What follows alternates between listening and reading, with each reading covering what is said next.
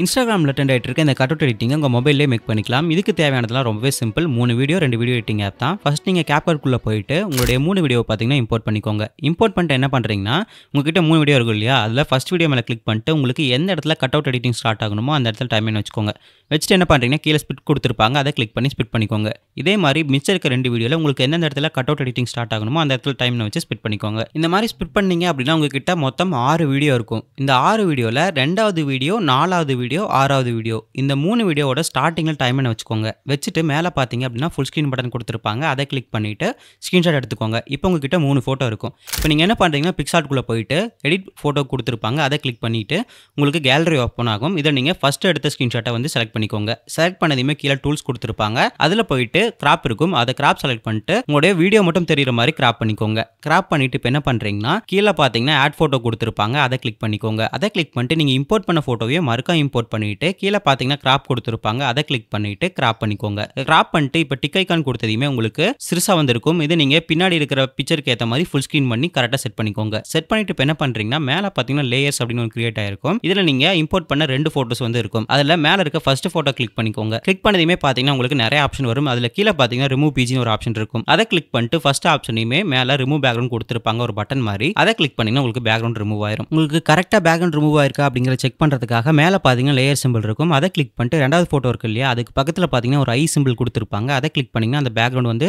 Height ஆயிரும். இப்போ உங்களுக்கு கட் அவுட் மட்டும் தனியாக தெரியும். நீங்கள் கரெக்டாக கட் அவுட் ஆயிருக்கா அப்படிங்கிறத செக் பண்ணிக்கலாம். இப்போ கரெக்டாக கட் அவுட் ஆயிருந்துச்சு அப்படின்னா கீழே ஸ்க்ரால் பண்ணிங்கன்னா ஃபில்டர் கொடுத்துருப்பாங்க. அதுக்குள்ளே போயிட்டு கலர்ஸ் அப்படின்னு ஒரு கேட்டகரி இருக்கும், அதுக்குள்ளே போய்க்கோங்க. அதில் கலரிஸ் அப்படின்னு சொல்லிட்டு ஒரு ஃபில்டர் கொடுத்துருப்பாங்க, அதை செலக்ட் பண்ணிங்கன்னா இந்த ப்ளூ கலர் ஃபில்டர் வந்து உங்களுக்கு கிடைச்சிரும். அடுத்து நீங்கள் கீழே ஸ்க்ரால் பண்ணீங்க அப்படின்னா உங்களுக்கு பார்டர்ஸ் கொடுத்துருப்பாங்க, அதை கிளிக் பண்ணீங்க அப்படின்னா உங்களுக்கு ஆட்டோமேட்டிக்காக ஒயிட் கலர் பார்டர் அந்த கட் அவுட்டுக்கு வந்து கிடைச்சிரும். இது உங்களுக்கு வேறு கலரில் வேணும்னு நினச்சிங்கன்னா கீழே மல்டிபிள் கலர்ஸ் கொடுத்துருப்பாங்க, அதில் உங்களுக்கு பிடிச்ச கலர் செலக்ட் பண்ணிக்கோங்க. இப்போ எக்ஸ்போர்ட் பண்ணுறது மட்டும் தான் பாக்கி. இப்போ டிக் ஐக்கான் கொடுத்துட்டு எக்ஸ்போர்ட் பண்ணுறதுக்கு முன்னாடி மேலே பார்த்தீங்கன்னா லேயர் கொடுத்துட்டு நம்ம ஹைட் பண்ணோம் இல்லையா, அந்த ஃபோட்டோவை பார்த்தீங்கன்னா அன்ஹைட் பண்ணிக்கோங்க. பண்ணிட்டு இப்போ டவுன்லோட் ஆப்ஷன் கொடுத்துருப்பாங்க மேலே, அந்த டவுன்லோட் ஆப்ஷன் கிளிக் பண்ணிட்டு கீழே சேவ் as PNG அல்லது JPEG கொடுத்துருப்பாங்க, அது 2 ஏதாச்சும் கிளிக் பண்ணி சேவ் பண்ணிக்கோங்க. அடுத்து நம்ம 2வதா இந்த வீடியோவில் யூஸ் பண்ணியிருக்க இந்த ஃப்ரேம் எப்படி மேக் பண்ணுறதுன்னு பார்க்கலாம். இதுக்கு நீங்கள் 2வதா ஸ்க்ரீன்ஷாட் எடுத்திருப்பீங்க இல்லையா, அந்த ஃபோட்டோவை பார்த்தீங்கன்னா உள்ளே இம்போர்ட் பண்ணிக்கோங்க. கிராப்லாம் கொடுத்து நம்ம ஃபார்மல் ஃபஸ்ட்டு என்ன பண்ணமோ அது எல்லாமே அப்படியே பண்ணிக்கோங்க. இந்த தடவை நம்ம ஃபில்டர் ஆட் பண்ணுறதுக்கு பதிலாக கீழே பார்த்தீங்கன்னா அட்ஜஸ்ட் அப்படின்னு ஒரு டூல் கொடுத்துருப்பாங்க, அதில் போயிட்டு பிரைட்னஸ், அப்புறம் பார்த்தீங்கன்னா கான்ட்ராஸ்ட், கிளாரிட்டி, இதெல்லாமே பார்த்தீங்கன்னா நல்லா இன்க்ரீஸ் பண்ணி வச்சுக்கோங்க. வச்சிட்டீங்க அப்படின்னா இந்த மாதிரி உங்களுக்கு ஒரு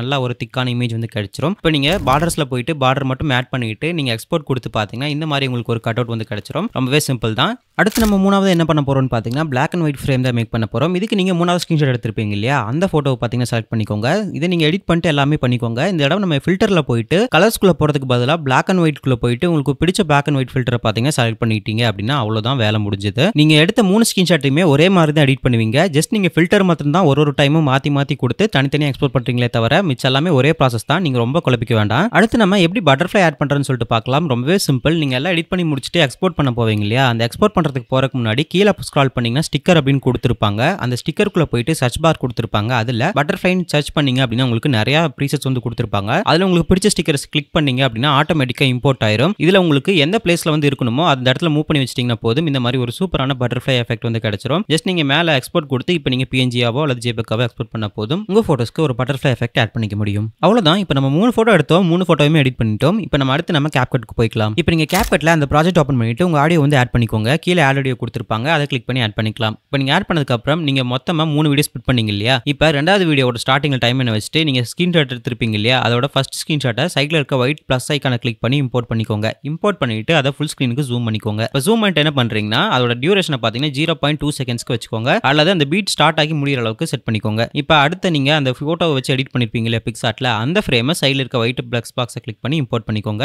நான் ஏன் சொல்கிறேன் அப்படின்னா, நீங்கள் ஓவர்லேவை கிளிக் பண்ணி இம்போர்ட் பண்ணீங்கன்னா உங்களுக்கு கஷ்டமாக இருக்கும் எடிட் பண்ணுறதுக்கு, அதனால தான் நான் ஒயிட் பாக்ஸை கிளிக் பண்ணி இம்போர்ட் பண்ண சொல்கிறேன். நீங்கள் இம்போர்ட் பண்ணதுக்கப்புறம் அந்த எடிட் பண்ண ஃபோட்டோவோட டியூரேஷனும் பார்த்தீங்கன்னா 0.2 செகண்ட்ஸ் இருக்க மாதிரி வச்சுக்கோங்க. இப்போ நீங்கள் என்ன பண்ணுறீங்கன்னா, அந்த எடிட் பண்ணாத ஃபோட்டோ, எடிட் பண்ண ஃபோட்டோ, எடிட் பண்ணாத ஃபோட்டோ, எடிட் பண்ண ஃபோட்டோ, இந்த மாதிரி ரிப்பீட்டேட்டிவாக அந்த ஃபர்ஸ்ட் பீட் முடிகிற வரைக்கும் நீங்கள் அரேஞ்ச் பண்ணி வச்சுக்கோங்க. அரேஞ்ச் பண்ணி வச்சுட்டு இப்போ நீங்கள் என்ன பண்ணுறீங்கன்னா, அடுத்து நம்ம ஸ்க்ரீன்ஷாட் எடுத்தோம் இல்லையா, அந்த பிளேஸ்க்கு டைம் லைனில் மூவ் பண்ணி வச்சுக்கோங்க. இப்போ சைடில் இருக்க ஒயிட் பாக்ஸை கிளிக் பண்ணிட்டு அந்த ஸ்க்ரீன்ஷாட்டை ஃபஸ்ட் இம்போர்ட் பண்ணிட்டு ஃபுல் ஸ்க்ரீன் பண்ணிக்கோங்க. இப்போ மறுக்கா சைடில் இருக்கிற ப்ளஸ் பாக்ஸை கிளிக் பண்ணிட்டு அந்த பிக்சார்ட் எடிட் பண்ண அந்த ஃபோட்டோ இம்போர்ட் பண்ணிக்கோங்க. இப்போ நம்மளே சொன்ன மாதிரி ரெண்டையுமே 0.2 செகண்ட்ஸ் லென்த்துக்கு வச்சுட்டு அதே ஃபார்மேட்டில் ரிப்பீட்டேட்டிவாக அந்த ஃபர்ஸ்ட் பீட்டில் நம்ம எப்படி வச்சோமோ அதே ஆர்டரில் செகண்ட் பீட்டுக்கும் நீங்கள் செட் பண்ணிக்கோங்க, செகண்ட் பீட் முடிகிற வரைக்கும். இப்போ நீங்கள் வச்சிட்டீங்க அப்படின்னா நீங்கள் மொத்தம் 2 ஃபோட்டோ வந்து வச்சிருப்பீங்க. அடுத்து நீங்கள் 3வது ஒரு ஸ்க்ரீன்ஷாட் எடுத்தீங்க இல்லையா, அந்த பிளேஸ்க்கு வந்து போய்க்கோங்க. நான் பார்த்தீங்கன்னா 2 வீடியோ வச்சதுனால அந்த வீடியோக்கு எண்ட்ல வந்து நான் வச்சுக்கிறேன். வச்சுட்டு இப்போ என்ன பண்றேன் அப்படின்னு பார்த்தீங்கன்னா சைடுல இருக்க ப்ளஸ் பாக்ஸ் கிளிக் பண்ணிட்டு அந்த 3வது ஸ்கிரீன்ஷாட்டை இம்போர்ட் பண்ணிக்கோங்க. இப்போ 3வது ஸ்கிரீன்ஷாட் இம்போர்ட் பண்ணிட்டு அதை ஃபுல் ஸ்கிரீன் வர மாதிரி அட்ஜஸ்ட் பண்ணி வச்சுக்கோங்க. இப்போ அதோட டியூரேஷனை பார்த்தீங்கன்னா 0.2 செகண்ட்க்கு அட்ஜஸ்ட் பண்ணிக்கோங்க. அல்லது அந்த பீட்டுக்கு ஏற்ற மாதிரி அட்ஜஸ்ட் பண்ணிட்டு இப்போ நீங்க அடுத்து அதே போட்டோவை பிக்சார்ட் எடிட் பண்ணிருப்பீங்க இல்லையா, அந்த ஃப்ரேமை இம்போர்ட் பண்ணிக்கோங்க. இம்போர்ட் பண்ணிட்டு அதோட லென்த்தையும் பார்த்தீங்கன்னா 0.2 செகண்ட் வச்சுட்டு இப்போ நம்ம முன்னாடி பண்ண அதே ஆர்டர்ல ரிப்பீட்டேட்டிவா 0.2 செகண்ட்ஸ்க்கு இருக்க மாதிரி